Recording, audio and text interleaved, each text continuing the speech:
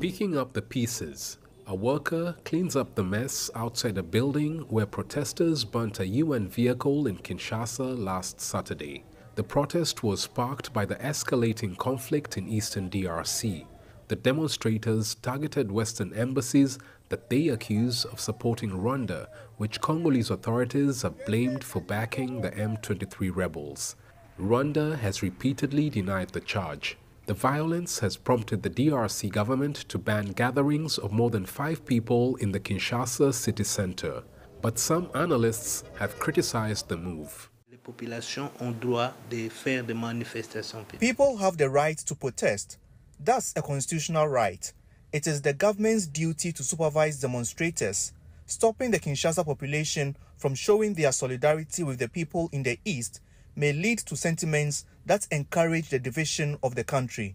No protests were reported on Tuesday as the police deployed more officers around the city and outside foreign missions.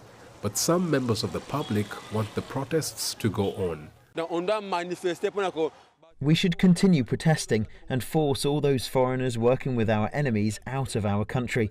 We ought to build our nation on our own. That's how we will recapture all those areas occupied by the rebels. On Monday, dozens of protesters burnt the flags of the US and Belgium and vandalized property belonging to a French-owned company in Kinshasa. The DRC government has condemned the acts of violence and said it has started investigations to identify and punish those responsible. The armed conflict between Congolese forces and M23 rebels has intensified in eastern DRC since last month.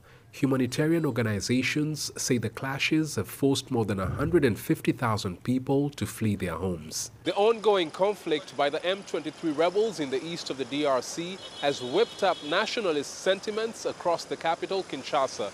Although the protests have been banned in this suburb of Gombe, there's still widespread resentment towards the Western powers, accused of refusing to take measures to stop the M23 rebels and their backers to stop fighting. Chris Sochamringa, CGTN, Kinshasa, Democratic Republic of Congo.